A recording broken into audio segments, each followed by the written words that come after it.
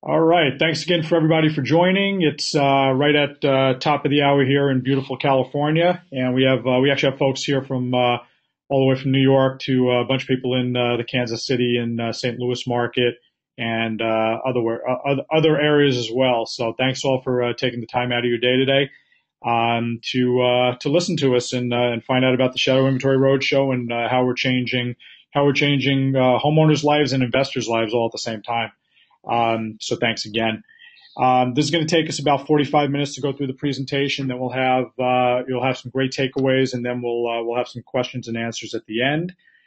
So again, what we like to refer the roadshow as is full contact note investing.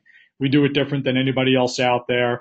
Again, not that we feel that we have to visit every single asset before we buy it, but the purpose of the roadshow, which we'll get into, is to actually get investors comfortable with investing out of their comfort zone, out of their backyards, and get comfortable with the neighborhoods and the areas that you're buying, and not necessarily the individual assets.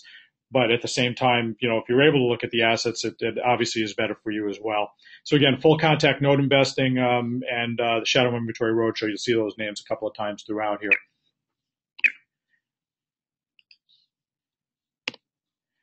That's me. I'm Mark Gold, although it says Dan Nagy on there, who's my operations manager here.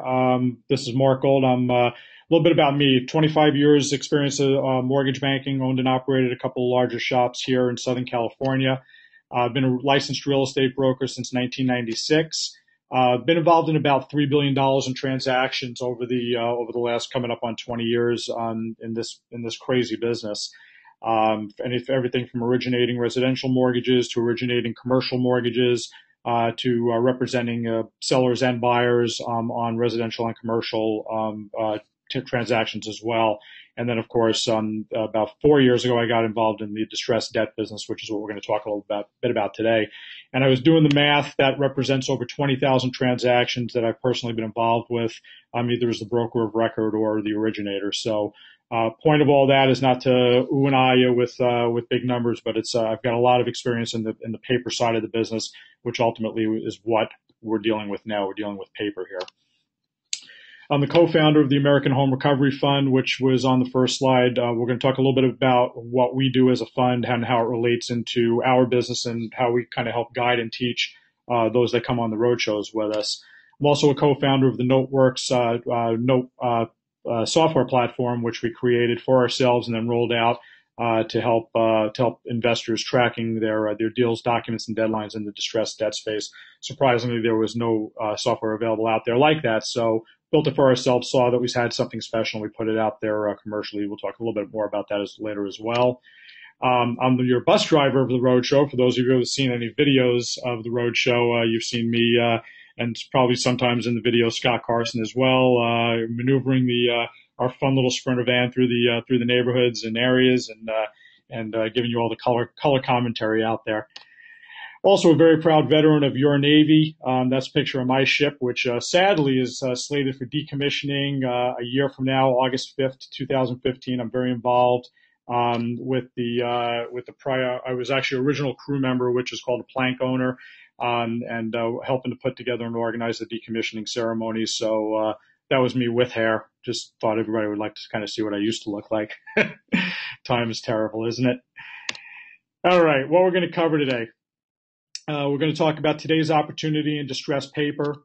We're going to look at a few real case studies from our fund. We're going to talk about opportunities in the St. Louis and Kansas City market, since we have that roadshow coming up here at the beginning of October, so just about a month from now. We're going to talk about note financing opportunities, which are starting to come about through us and through some other vendors as well. We're going to talk about the roadshow. And you're going to leave with one amazing takeaway, so you're going to definitely want to pay attention to that one. And we're going to show you where you can get free houses for those that are interested in getting houses for free. I don't know, there might be one or two of you out there. I love putting it real simple. Like Nike says, just do it. We operate two funds now, totaling about $15 million and of assets under management. We're getting ready to launch a third fund, and while those are all big numbers, and you think that you're involved in a lot of stuff, it all started with our first three notes. My two partners and I, we we pulled together our, $25,000 roughly from the three of us, and we bought our first three notes, and we got into the business. Then we decided where we wanted to go with the business. So, like Nike says, just do it.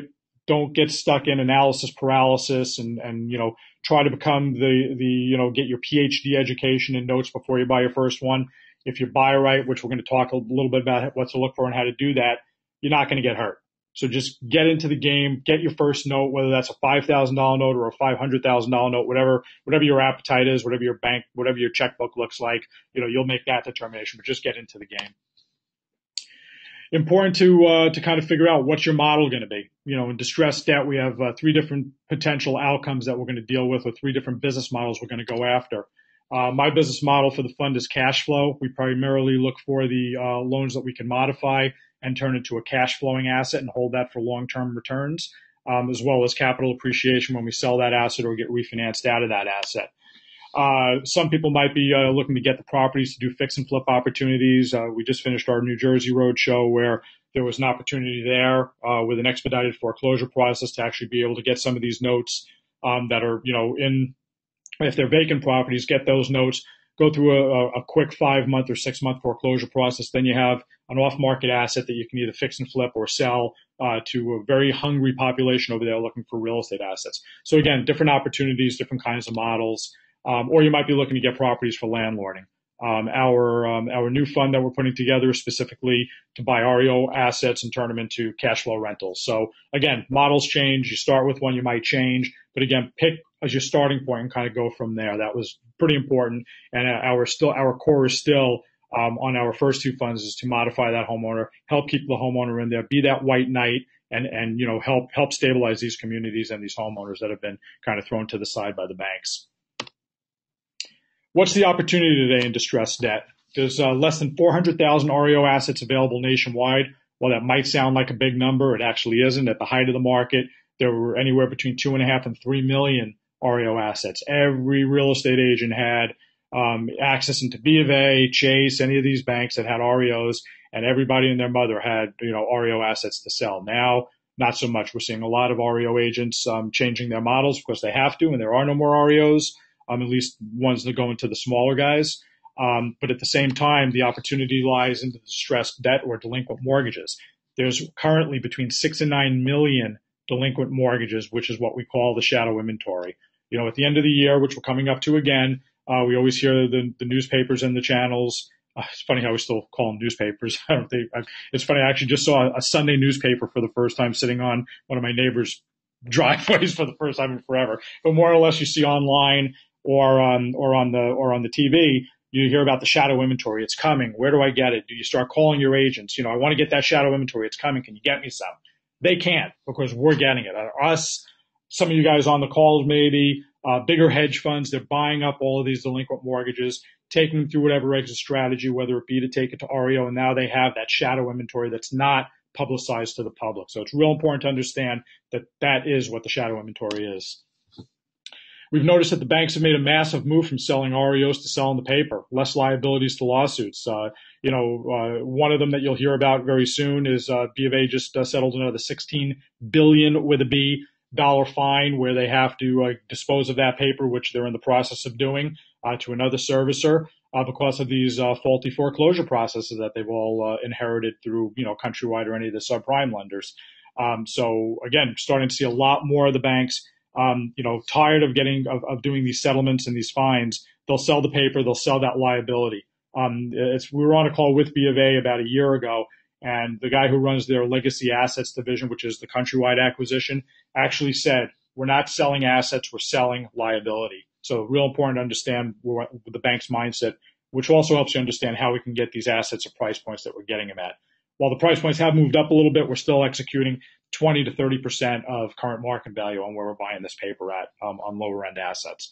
So again, it's a different world out there, on the paper side. Continuing on what's the opportunity, let's talk specifically about Missouri.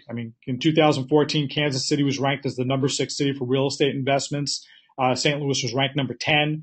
Much lower price points to enter than those of you that might be in higher dollar areas. Investors in California have no concept of what a $50,000 or $75,000 house in the middle of the country is. Although I'm out here in California, I buy a lot in the middle of the country, so we do get that. Lower price points to enter, much higher cap rates when you figure if you could buy an asset for $10,000 or $20,000, turn it into either a modified loan or get it as take it as real estate and turn it into a rental property. Your cap rates are huge because your payments are going to be $500, $600, $700, $800, $900 to $1,000 maybe on some of these assets as rentals or as home payments. So cap rates are great. Economies of scale, being able to buy a lot in specific areas and taking advantage of those economies of scale with your team on the ground, so to speak, your realtors that are going to help sell, your realtors that are going to help property manage, your door knockers that are going to be, making contact with the homeowners. Staying in a local area, at least, in pockets of areas, really helps make the sense for that opportunity.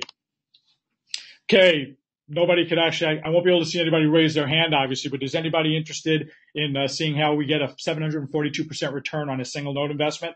I'm assuming everybody's hand is up there. All right. Case study. This is one of our deals on a loan modification in Warren, Ohio. This is Dane and Michelle. We paid $26,000 for their loan.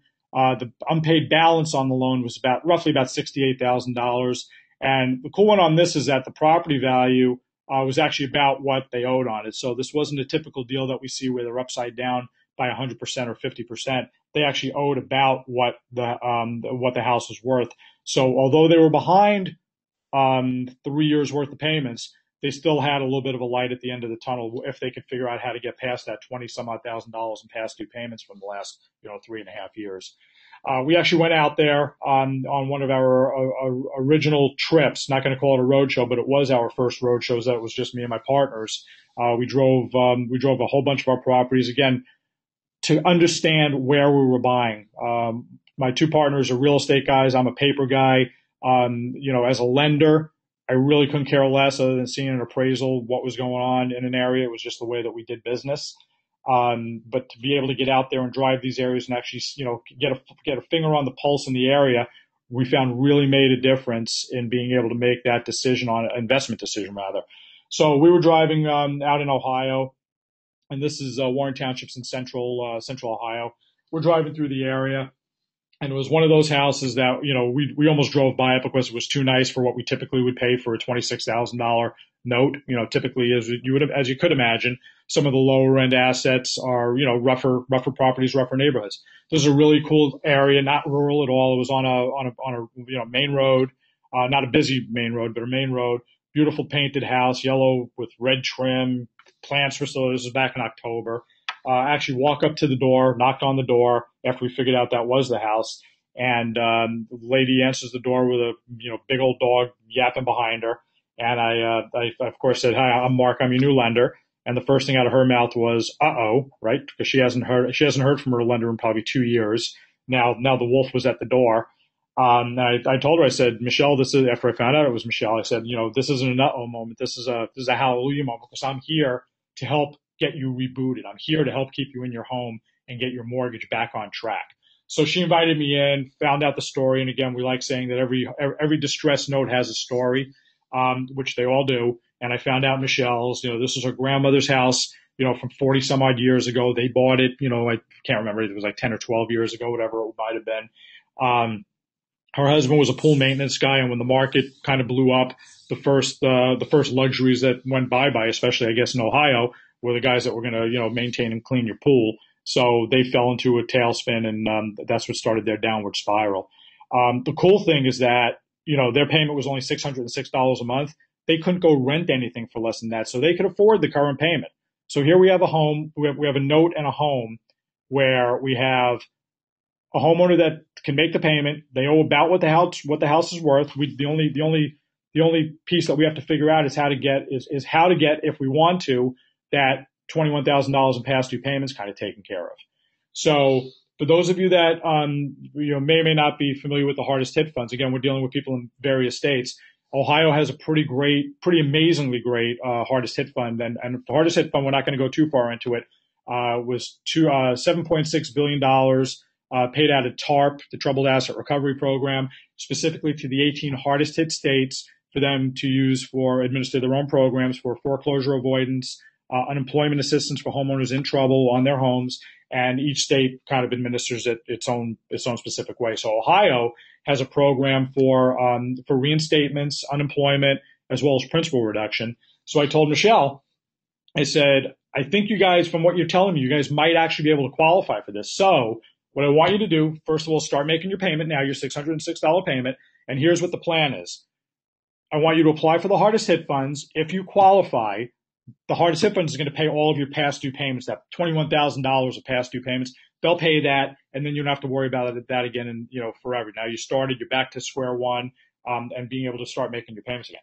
I said, worst case scenario is that if you don't qualify for that, what I'm going to do is just make that $21,000 go away. Now remember, guys, I paid $26,000 for the loan. I still have a $68,000 balance. I can make that $21,000 go away and not skip a beat, because now I still have, what's that, $42,000 of profit at some point to be able to kind of tap into.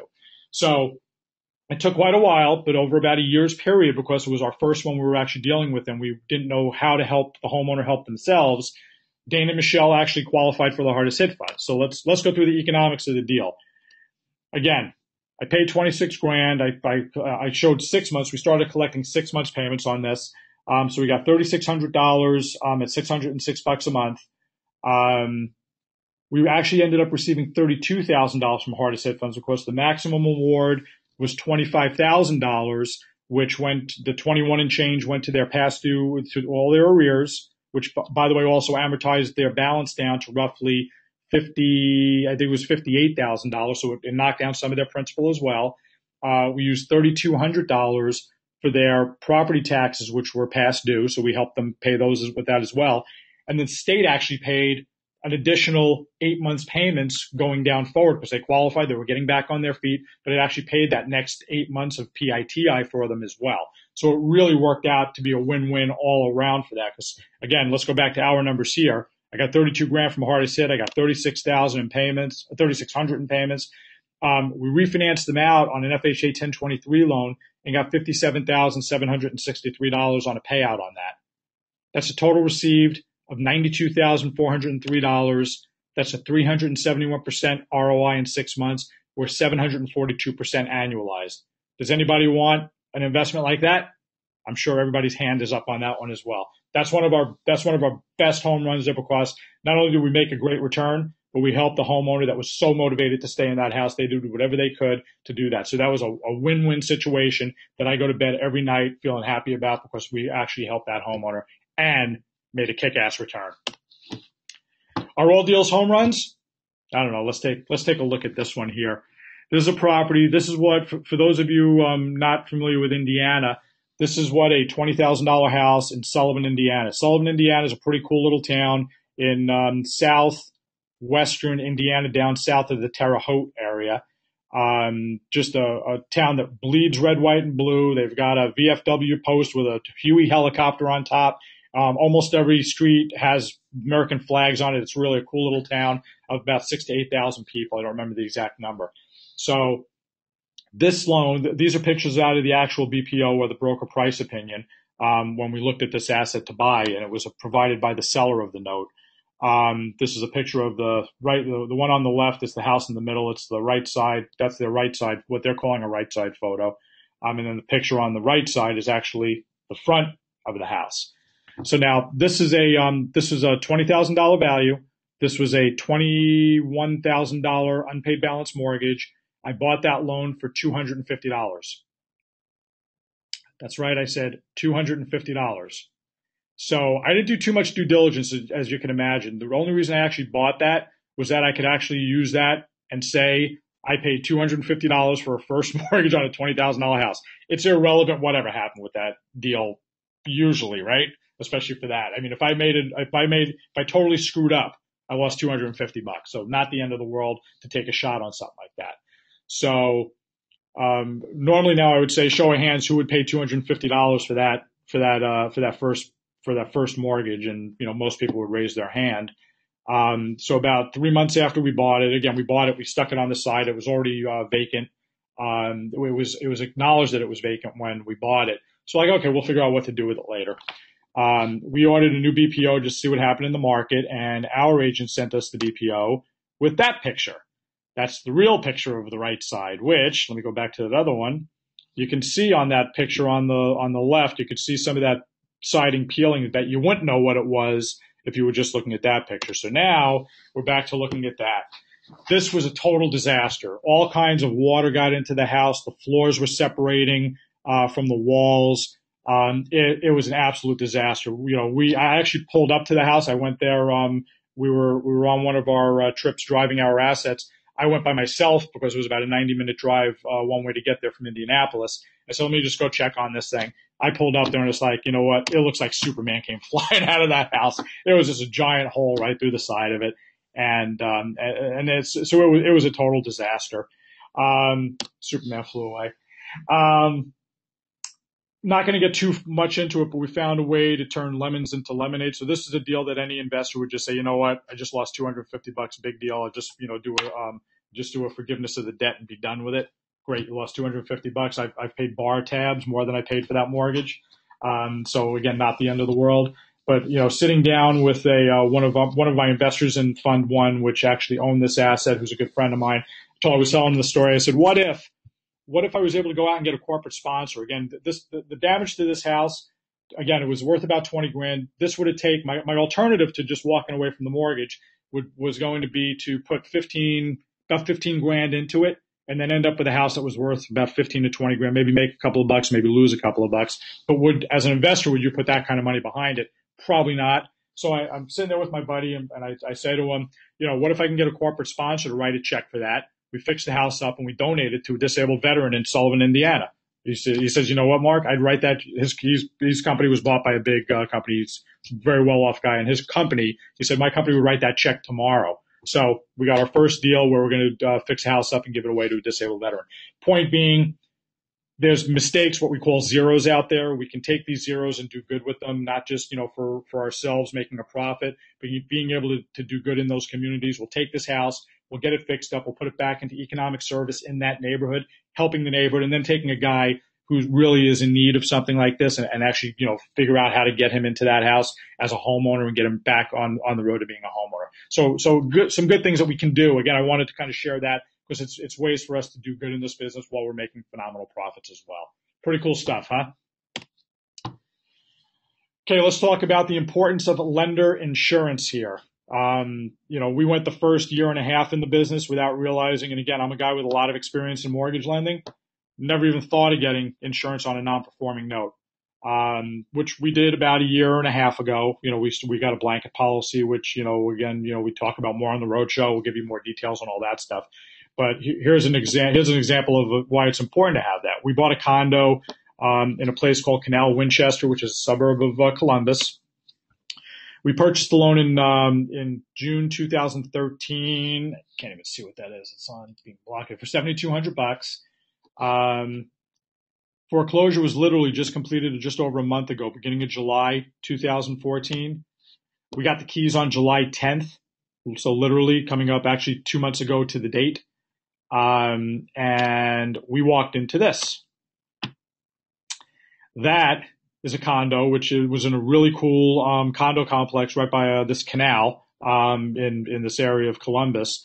What you're seeing on there is black mold, and black mold growing on top of black mold, and black mold growing on the TV and everything in there.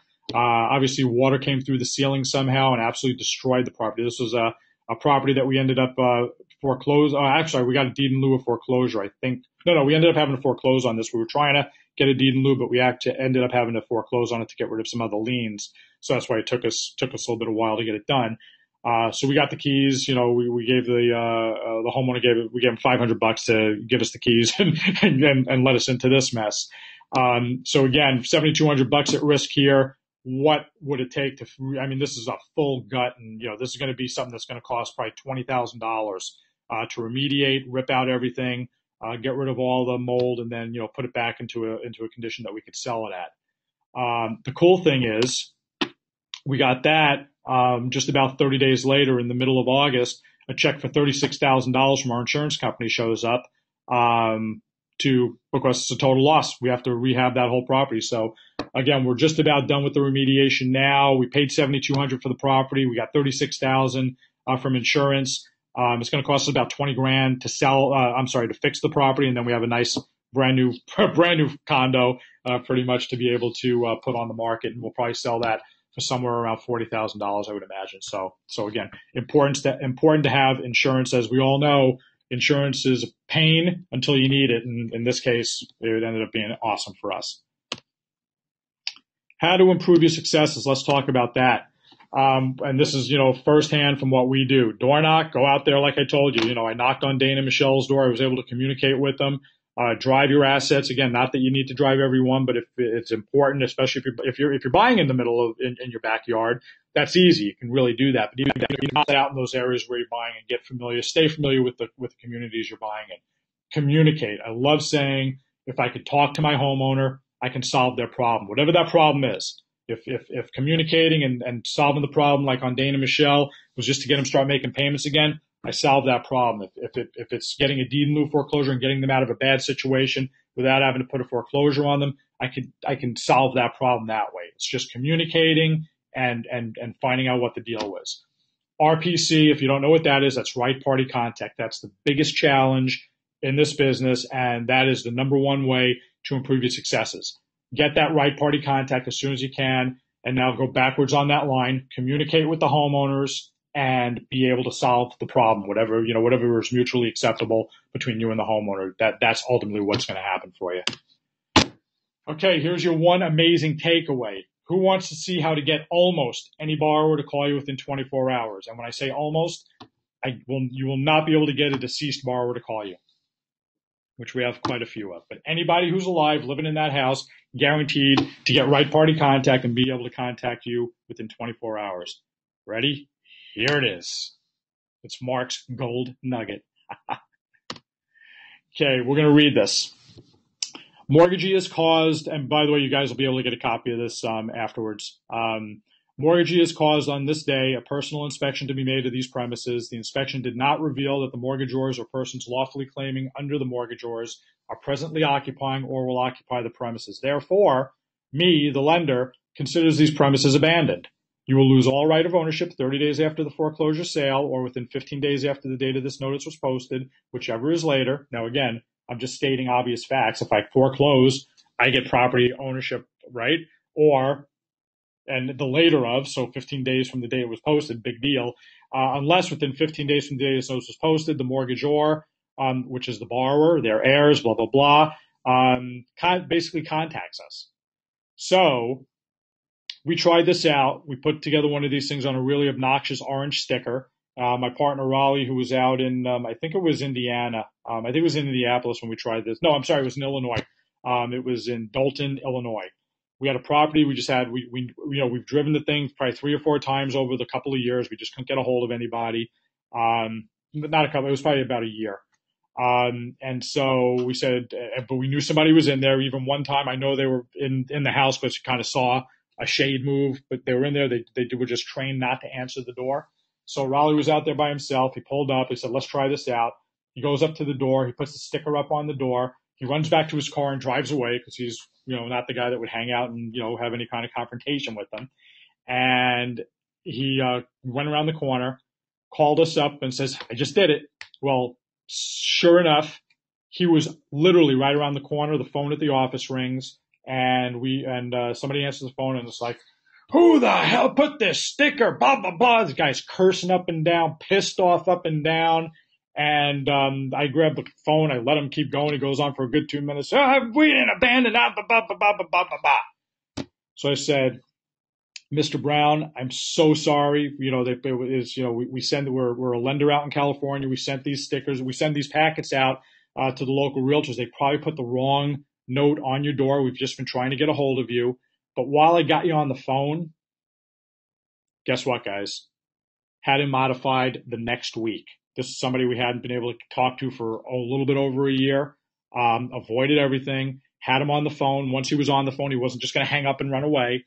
We found out what the problem was. We communicated, and we solved the problem and got him making payments again. To this date, he's still a modified loan in my portfolio. So guaranteed that will work. We had another instance on one of the road shows.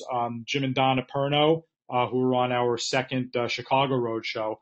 They were previous note owners. They had one that happened to be in Anderson, Indiana, which we were not able to stop by on the way down to Indianapolis. But they got up. I told them about this thing. They went down to Staples, printed one out on Sunday morning at 7 in the morning. Drove up. It was about an hour away from where we were staying in the hotel. The roadshow wasn't getting started till about 9 that morning, 8:30, 9 o'clock. So they had some time. They drove up there with Scott, actually, Scott Carson. They stuck that sticker on the homeowner's door. This is a loan that they had for 6 months. Sent door knockers out, letters, everything. Was not able to get a hold of anybody. That homeowner called them that following Monday. The next day, Monday, while we were in the war room on the roadshow, which you guys will understand and see pictures of here in a moment. But it's guaranteed it works, guys. You put that up there. That's a 2x4 upside their head, letting them know that you mean business. You're getting ready to, you're not saying anything that's not true. If I foreclose, I'm going to take the house. I'm going to have ownership of the house. So it's a way to really get them to really call. So that's the gold nugget. You'll be able to get that on our Note.guru site later. Pretty cool stuff, huh? Let's quickly go through this deal. This is another, Roll Deals home runs. This is what a $7,000 house in Lucedale, Mississippi looks like. Rough property, occupied. This is a note that we bought. This is my second least expensive note that I bought. I paid $450. The balance on this loan, the unpaid balance was roughly I think it was 12,000 exactly, or somewhere around there. We paid $450 for this note, again, just because it was so cheap and I had to. I'm kind of just that kind of guy. So we took a chance on that one, bought it, and then this one had some issues. We tried getting, we sent a door knocker. We went through, door knocker didn't have any contact. We had an issue with this one where there was a mess up in the assignment of mortgages that we found out. So this one took us a while for us to even start the foreclosure process. But before I get to that, the file shows up, and this is actually a pretty thick file that we got. And typically, when you buy a non-performing note for most of the hedge funds, you're getting a pretty sparse file. You're getting usually the original mortgage, a copy of the mortgage or a certified copy of the mortgage, an original promissory note, title policy, and typically that's it. There might be some documents or whatever alongside that. But in this one, it was about an 1.5 inch thick file, which was kind of odd. So I start flipping through it. And there's a letter from an attorney in there about halfway through the file. And so I said, this is interesting. So I look at the letter, I start reading. It's like, to whom it may concern, your borrower, Mr. XYZ, has passed away. I'm the attorney for the heirs. There was an insurance policy on the house, which we were ready to settle. How much do we send and who do we send it to? Pause for effect. Yep, the $7.50 hour employee at in this particular case GMAC never bothered to read the letter. So they sold the loan to hedge fund, which sold it to me for $450 because nobody knew what the hell was in that file. I contacted. Now you would think that I get up, I'm doing my happy dance, but I called the attorney right away. And, God bless him. They don't do business down in Mississippi the same way that we do business in California or New York. Nicest guy up in the world, but, had no files. He said, I'll see if I can find the file. I went through 6 months of him trying to find the file in storage. Couldn't remember the next of kin's name or where to contact her. She wasn't in the same little town. So you probably get the picture. It was a little bit unorganized of a deal there. So finally, 6 months later, he said, you know what, I'm sorry, I just can't find the file. So I'm like, okay, so I didn't get my insurance money, so now I got to foreclose. Well, now back to what I was saying before, we had a break in the assignment of mortgages, so I had a little bit more of a delay to get that done, which I got compensated back from the hedge fund that I bought it from. They actually ended up refunding all of our servicing fees, which were like $1,800.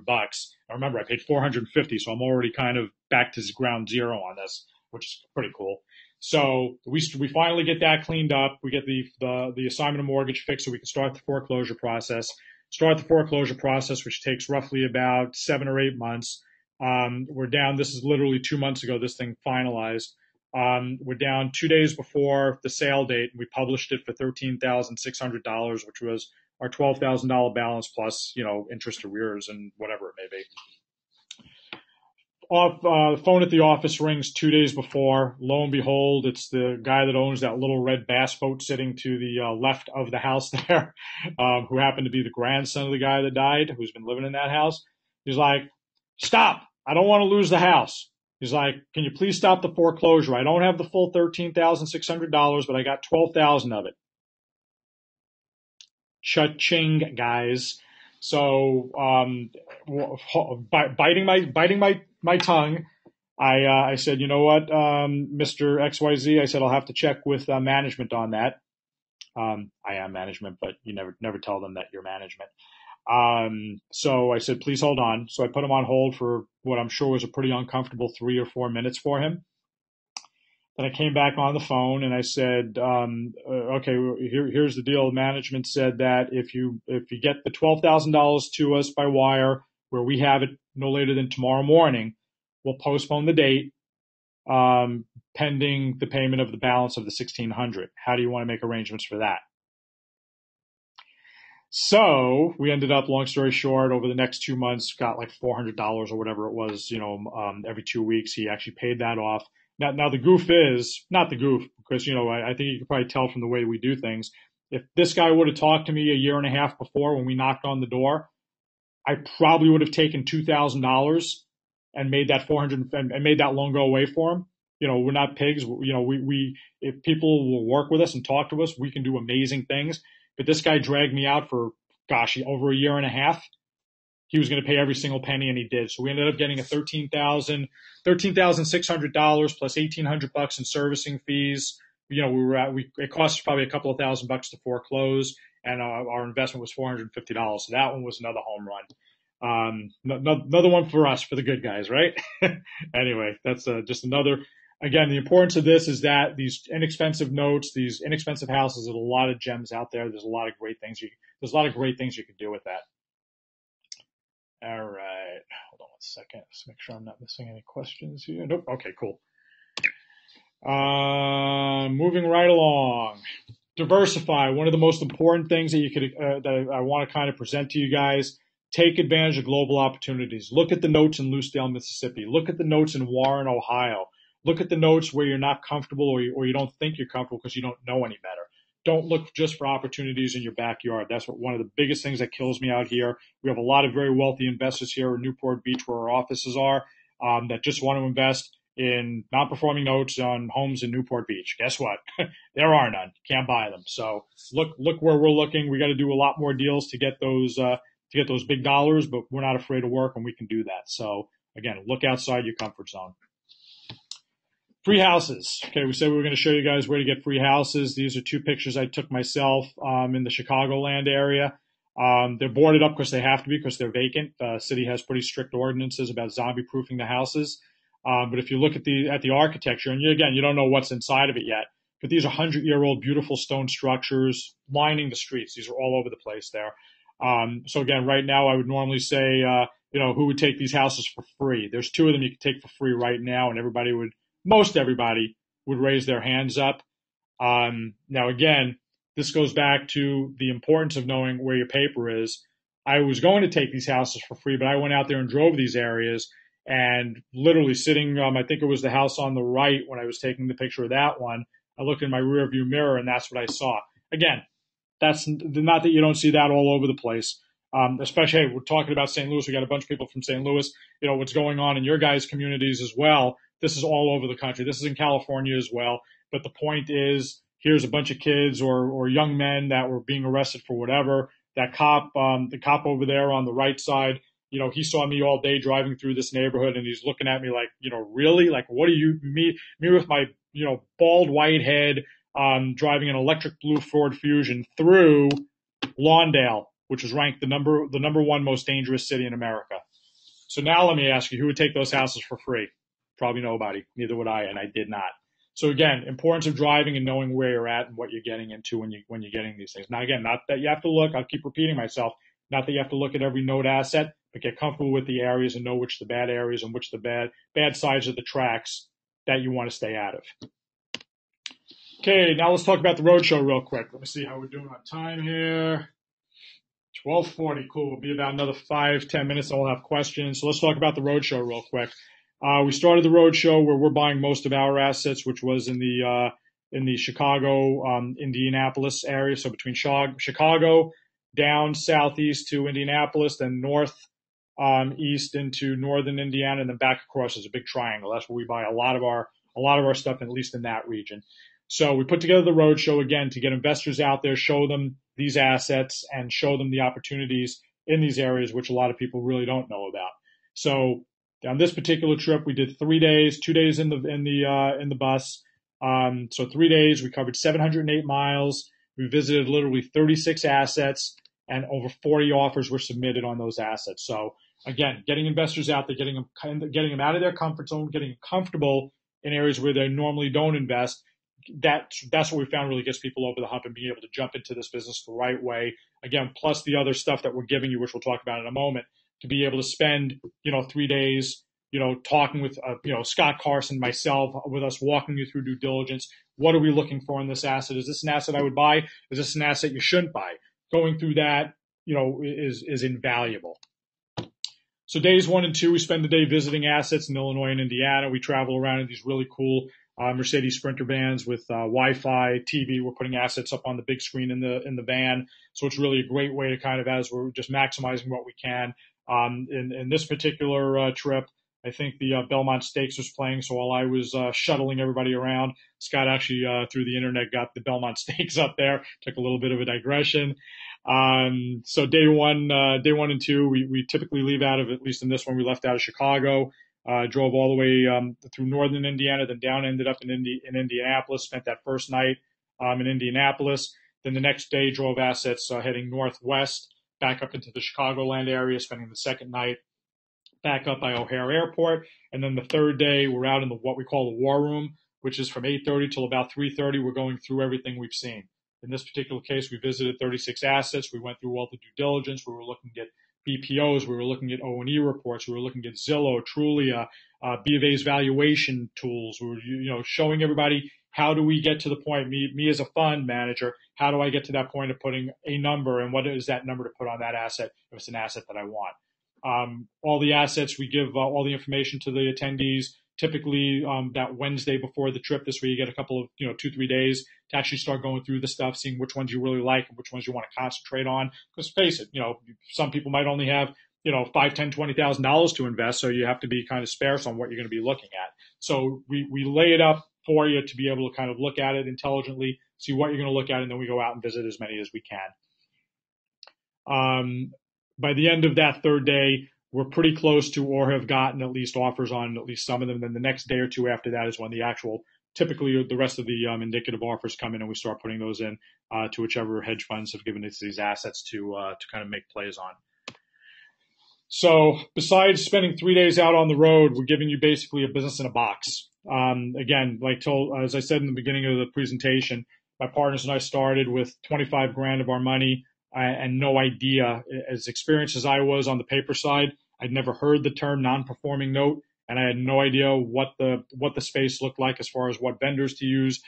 How do you do due diligence on this? In the old days, I would order an appraisal. Well, I can't get an appraisal to go in on a property I don't know the homeowner on yet, or I have no right to do. So there were a lot of missing pieces that it took us a good 6 to 8 months to figure out all these pieces as we were going. So what we wanted to do was build this out so that somebody comes on the roadshow, comes out the gate swinging, you have every single tool in your arsenal to start transacting and executing day one.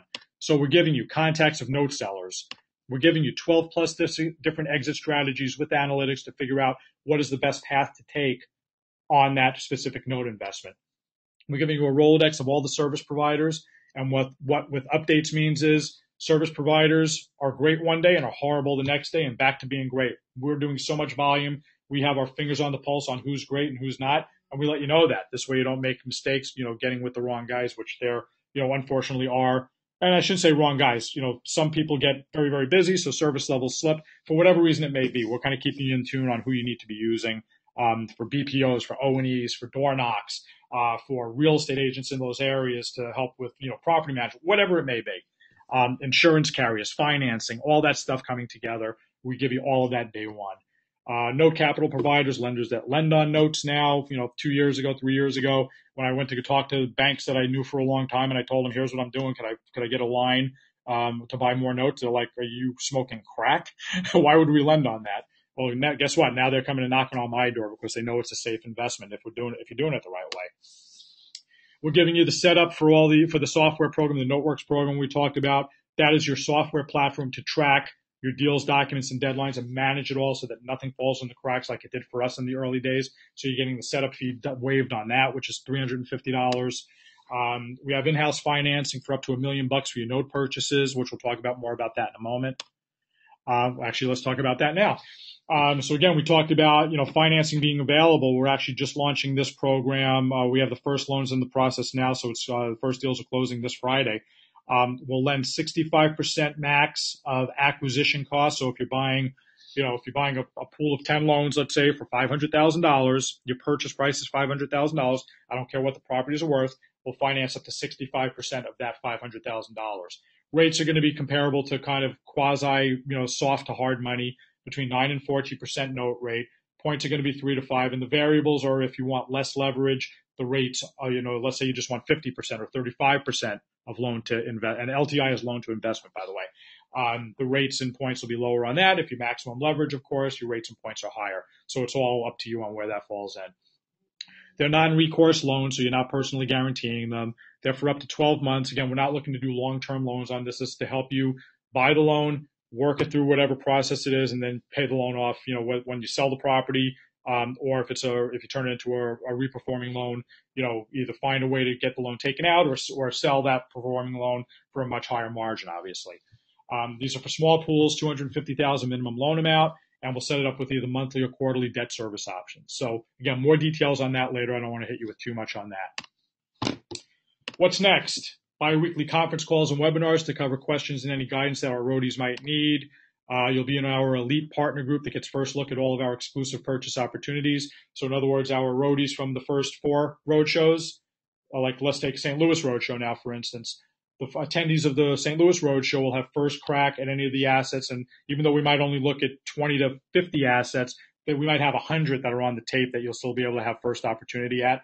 Once you guys get past you're typically 3 days after the roadshow, then we put it out to the rest of the roadshow people that might want to buy as well from previous roadshows. So you guys get first crack at all opportunities, and you have availability to our exclusive seller financing on that.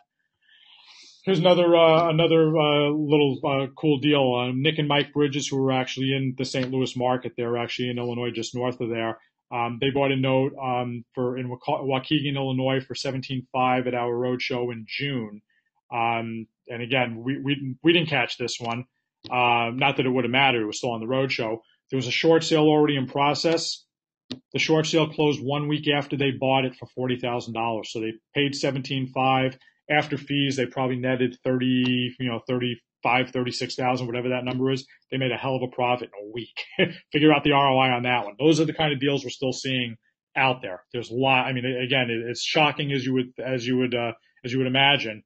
There's a lot of these kinds of deals out there. You just got to find them. The shadows lurk in many places, obviously. We did our first New York, New Jersey roadshow about 3 weeks ago. One's coming up on the horizon here, obviously, is St. Louis and Kansas City. We're hitting South Florida, Central Florida, Dallas, Fort Worth, Chicago and Indy once the thaw comes out again. My New York just came out there. I'm going to New York tonight. On the red eye, I said Thor. Ohio, the Carolinas, Atlanta, Memphis, all these are places we're going to be doing our trips at, because these are the places where we can get absolute great deals, just like I was just illustrating to you. Quick little video. Watch this one.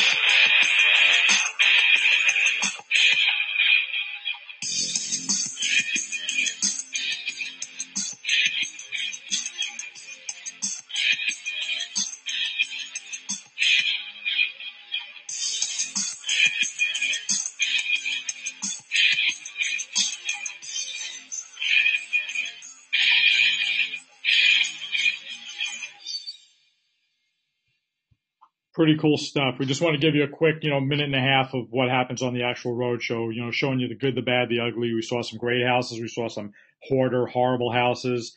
Again, these are the things that you find on there. The pictures in the room with the big screen, that was the war room. That's how we were going through due diligence, looking at all kinds of things. So that just gives you a really good flavor. There's a bunch more video, including about a 30-minute sizzle reel that we have on the Note.guru site if you guys want to see more after this.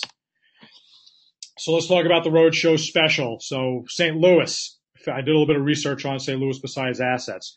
It's the birthplace of kindergarten, chocolates on your pillow, 7-Up, and of course the largest brewery in the world. So some pretty cool things about St. Louis there. October 3rd through the 5th, $24.95 per person, includes your hotel and coach fee. You can bring a second person for $500. That could be a spouse, a business partner, a friend, whoever. We don't care. So basically 2 people for $3,000. Space is very limited. We only have a handful of spots left over. And if that wasn't enough,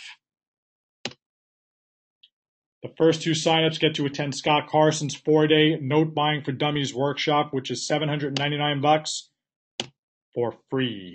So we're throwing that in as well. Scott and I do a lot of together. I speak at all of his events. He comes on most of the road shows. We kind of partner up to help educate and get people into the business, because at the end of the day, we're creating a self-feeding network of, you might be buying assets from me. I might be buying assets from you. We're helping each other make money, helping each other stabilize the areas that we're buying in, and helping America get back on its feet. We're really strong believers in that. And that's one of the big motivations for what we do here. So again, for $3,000, 2 people, hotel included, coach included. You just need your airfare. We host one really nice final night dinner. Just the rest of the food, you pay for your food, pay for your airfare, and then Scott does his thing for 6 different Note Buying For Dummies workshops throughout the country, throughout the year. You can pick that one for free for the 2 people as well. So unbelievable value here again, and the first 2 signups get that on there. So everybody else, obviously, that doesn't apply to. Roadshow pricing ranges from $9.95 to $24.95. The reason we do it like that, local, like in New York, New Jersey, New York, we had all local people that did not need hotels. So we structured it where there was no hotels needed, and that's why the pricing was cheaper on that. If you're local in the St. Louis market and you don't need the hotels, we can work out something on a lower price on that as well. So here's the schedule as it stands now. Again, everything is on Note.guru. So that's it for the presentation. We're going to open it up to questions for about 10 minutes.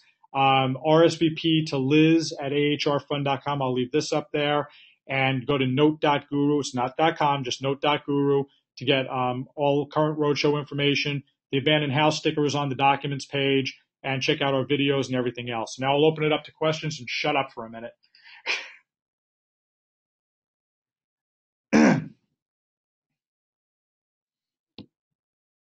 La-da-dee, la-da-da. Start singing. Nobody asks a question. And actually, I don't know what this will, make sure I'm not missing any questions here that people might be asking. Okay, so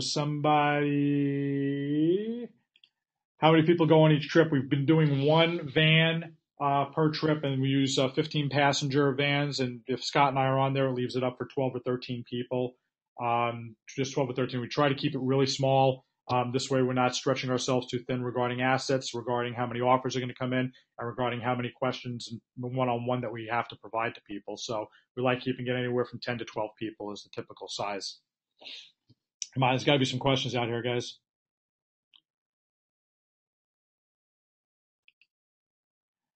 I've got these little exclamation points on here that I don't know if it means something or not.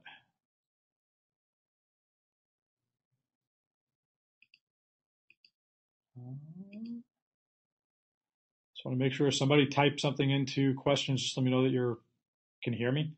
that would suck if you didn't. La da dee, la da da. I hope everybody can hear me. You guys can still hear me, right?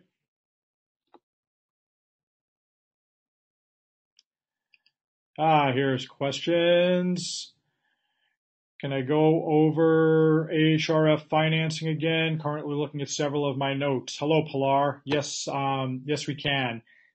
So again, there's not much more to go through as far as details on that. I'm going to have an actual sample term sheet that I can put out on Friday. So again, up to just the basics on it. And actually, let's go back to that screen. And again, this will, hey, why don't we watch the video again? Just kidding. This is the oh, that's the other video. Delivered at the Shadow hold on. Roadshow. How do I stop it? There we go. Hold on. Hold that thought. So if you want to write that down, 65% of loan to investment, so whatever your purchase price is, will lend up to 65% of that. Note rate will be 9 to 14%, 3 to 5 points, up to 12 months. We'll do 6 month, actually we got it nailed down, I have to change that. Up to 2 6-month extensions for a point each. And they'll be for small pools, so $250,000 minimum loan amount with monthly or quarterly debt service. In other words, you could set it up to make payments, loan payments to us, the lender, either monthly or quarterly. So again, look for more on that on Friday. Like I said, I'm heading to New York, so I might not get it out until Monday when I'm back, but we'll have it on Friday. No questions. Perfect. Thanks. And Drew and Michelle going in January. Outstanding. All right. January is what? January is the South Florida, I believe. Awesome. Okay, any other questions? All right, so it is now 12:57. I'm going to stick around for 3 more minutes. Well, 12:57 where I am. I'll stick around for 3 more minutes if anybody pops up. Oh, Central Florida, that's right. Pop them on there. If not, have a great day, guys. Enjoy. God bless. And remember, I guess, somber moment here. Let's tomorrow's 9/11.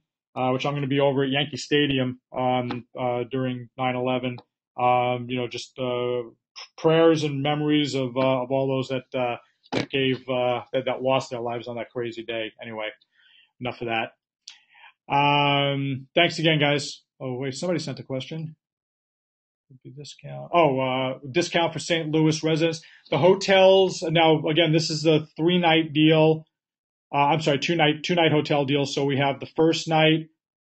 I take it back, 2 nights. So we have the first night in St. Louis, the second night in Kansas City, then the third night in St. Louis. So if you don't need the 2 St. Louis rooms, it's about 100. I think it's 100. I'll have to check, but I think it's $100 per night for the St. Louis room. So we can knock $200 off for whatever the actual hotel cost will be on that. So then you'll just need the room for Kansas City when we're there. Pilar is going to the roadshow in January. Excellent. Yeah, start sending in the reservations on those guys. Also, the reservations, $500 holds your spot because again we keep it pretty limited. So make sure you get those in because the Florida ones are going to they're going to fill up pretty fast. Drew and Michelle, I know you guys are already set up on it, but Pilar, you're going to want to send that in pretty quick if you can. Thanks, guys. Let me see. Hit that. Got that. Awesome. All right. Well, have a great day. Again, I'll leave this on. If I see any questions pop up, I'll respond to them. If not, have a great day.